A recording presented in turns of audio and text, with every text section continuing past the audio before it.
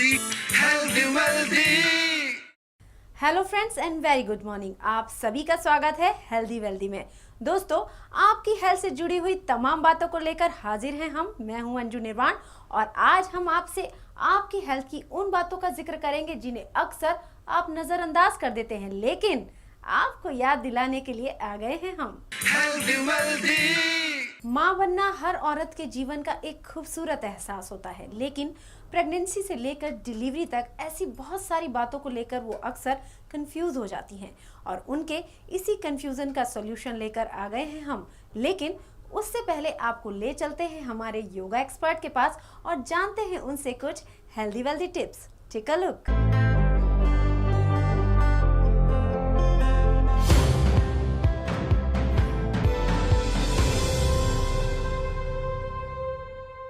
कहते हैं walking is a complete exercise.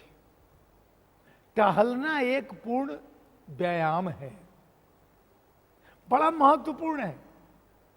मैंने चर्चा की थी कि टहलते समय हमारे बहुत मित्र लोग ऐसे होते हैं जो जब तक टहलेंगे तब तक पॉलिटिकल चर्चा करेंगे, कभी परिवार की चर्चा करेंगे, कभी घर गृहस्थी की, कभी अपनी बीमारी की, कभी कमर दर्द, पेट दर्द, पीठ दर्द की चर्चा करेंगे और टहलते रहेंगे।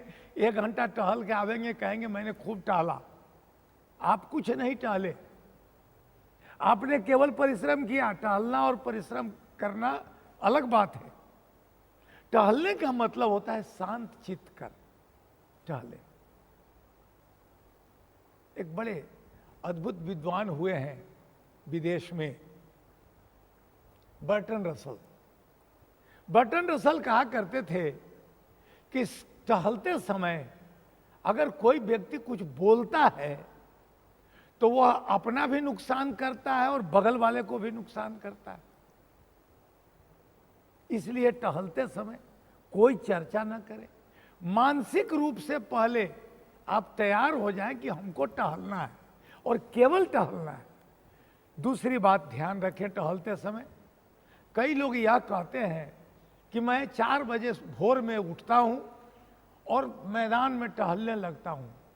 मेरे भाई, टहलते समय इसको ध्यान रखेंगे आप।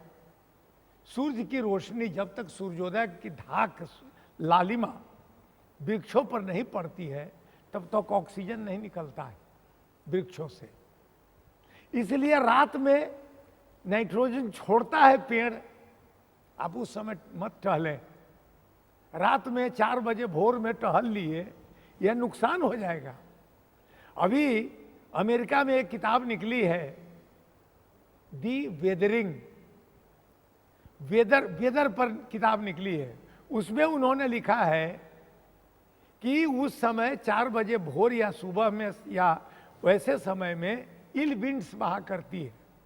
इल विंड्स जिसके शरीर में लग जाने से शरीर में कुप्रभाव होता है, दर्द होने लगता है। आज भी तो अमेरिका वाले आज निकाले हैं, लेकिन हमारे देश में तो माताएं गांव में कहती है जे बउआ तू खुले देह बाहर न घूमा, हवा लग जतो।